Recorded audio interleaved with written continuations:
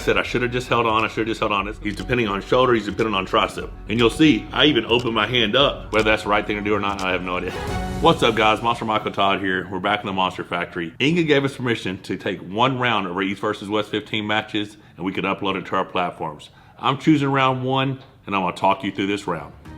Here you are, guys. Walk up to the table, shaking hands with Genadi, getting our grip. Now, the only thing I've done, and the thing I've focused on in training, is to make sure that I can control the center of the table, hand peg to hand peg, right? Hand peg to hand peg center, that's what I wanna do.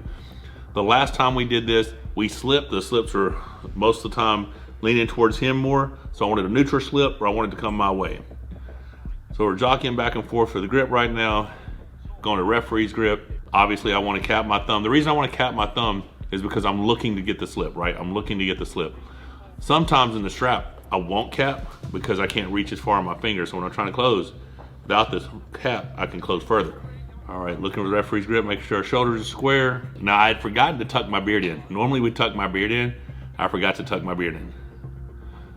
So I think maybe one warning on Genadi, I think, for having his wrist carved. That's what it looks like. Back to the table. I actually did not remember it being this long of a setup. So I don't know a lot of the setup tricks, but I am trying to get my hand this way. So when I close, I can close up a little bit further in his hand. So I'm trying to pull this part of my hand deeper into his fingers. Whether that's the right thing to do or not, I have no idea. All right, here we go, about to close my hand. Okay, so yeah, to me it looks like I'm over the top of his hand and he slips this way and I slip this way. So right now I feel great, things are awesome. About to set up, about to go strap, getting a little bit more smelling salts in.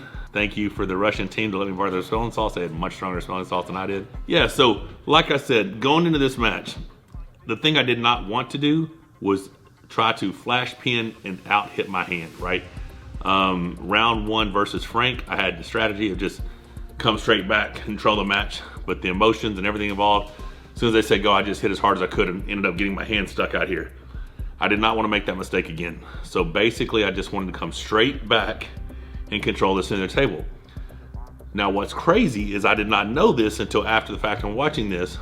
All the training I've been doing in pronation gauge back pressure is here, right? It's here. But if you watch me on the pronation gauge back pressure, it ends up being like something like hitting over this way just a tad.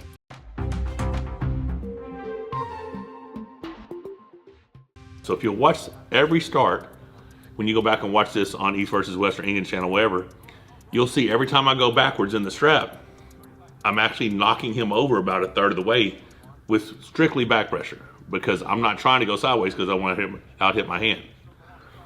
And you're gonna see this round one right here. This is strictly a back pressure hit to take his wrist. First time we arm wrestled, he ended up taking my wrist, closing my hand, about to close his hand. Here we go. Boom, straight back. Straight back. You see me rock over this way and then come back to center. So I've got his hand. I did not expect him to commit to shoulder this soon. Now he's on it. Now obviously, I don't even remember him saying upon it at this point because I knew there was no way he was going to pin me from this position. And the reason being is because previously when I was losing these bent wrist flop matches, people would be on me. All right, so I'm gonna pause it real quick. So previously when I was in these matches that I would actually lose when someone was flop pressing me, it's because I had the nerve damage in my hand and my riser was not, fully functioning the way it's supposed to. It was compromised. And they would drop my riser. That dropped riser would be the extra 2 inches Genadi would have needed to pin me. But because I've been training so much of this riser, over the top knuckle riser, this position right here, boom. Let's go back and see it and you'll see my riser is fully engaged. He's pushing as hard as he can. His part of his hand here is touching the pad, but I'm still 2 inches above the pad. And you'll see, I even open my hand up because I'm trying to get height. And the more I'm doing, if you look at it, I'm opening my hand, but I'm also kicking my hand out. I'm pronating my hand further out so that he has less surface of my hand to grab a hold of, so he slides deeper and deeper into my hand.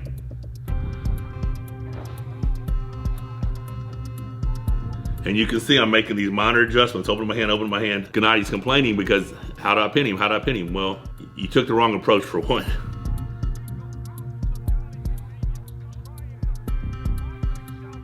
Yeah, now I'm like, no, but he's gassing. He's gassing bad. He's fully committed to that press, went all in trying to pin me, 2 inches from pinning me.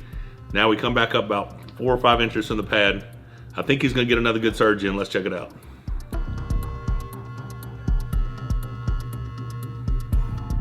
Yep. But you see here, open the hand back up. He's pushing, pushing, pushing. He is so far away from pinning me. But you see me making these adjustments on my hand, getting the rise, come back up.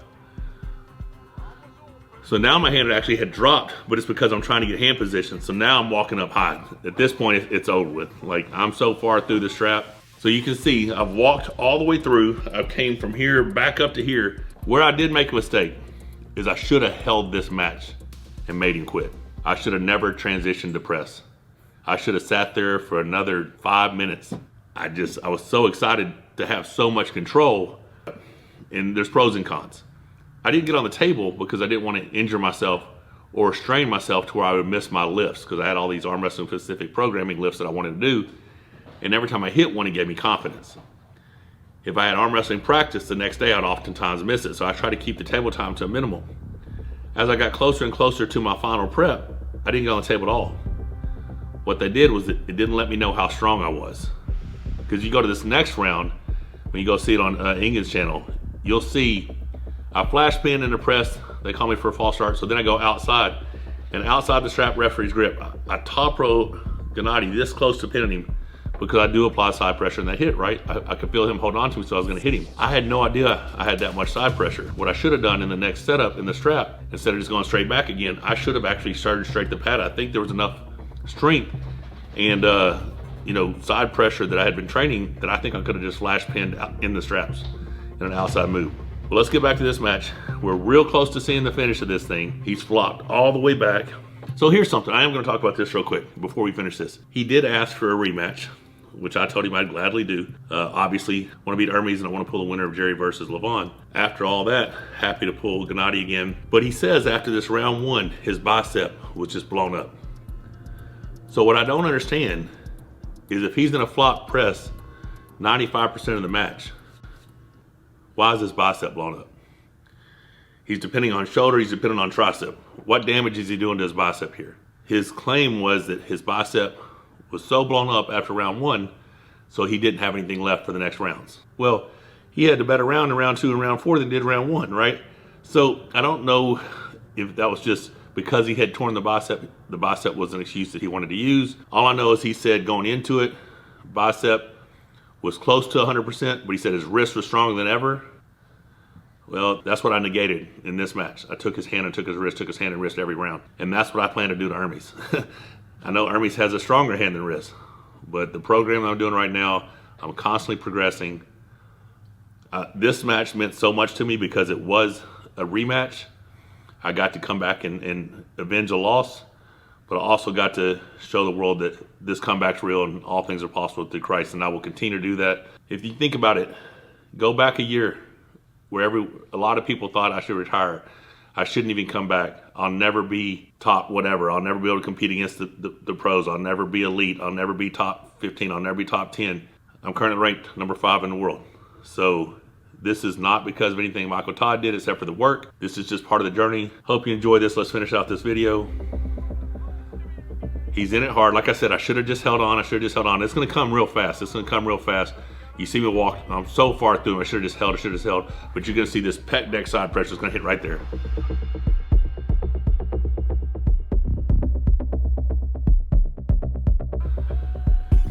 And then you just see a look of frustration on Genadi because he's talking about pinning his hand. And he's a professional arm wrestler. He knows you can't pin your hand and get the win. You have to pin your opponent's hand. He just fell right into that trap. But until this match happened, I had forgot about the look of complete desperation that a person gets when they're trying to finish me. And I have my intact riser and I don't have the nerve damage in my hand and my pronation's, doing what it's supposed to do. It really does put you in a position. We saw it with Camille. We saw it with Genadi here. I think we're going to see it again. The plan with Ermes is to take his hand away from me, to negate his hand and to negate his outside option and force him to come in the flop press. And if he comes in the flop press, there's no way he can pin me. The flop press is not the answer. Let's see these replays real quick. Boom, transition straight sideways. This is a good angle right here. And you see, if you see that, I stop, I'm at the front, and I shove my elbow this way before I make the adjustment, before I make the transition.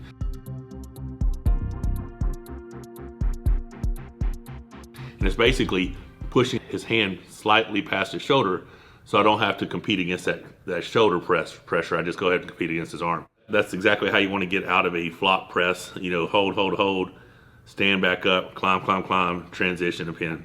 This match meant a lot to me. I really enjoyed this round one. One more different angle. See it again. Oh, I love that right there. That top view is really good. Like I said, Genadi's an amazing arm wrestler. We had a great match. I'm sure we'll run it back. If you want to watch the rest of the rounds, go to Ingen's YouTube. They're all on there. All the matches from East versus West are on there. We have an amazing King of the Table card coming up, so be sure to get your pay-per-view for that. And then East versus West 16 should be right here in the United States. Me versus Ermes. So don't forget to subscribe. Click the bell for notifications. Take care, guys.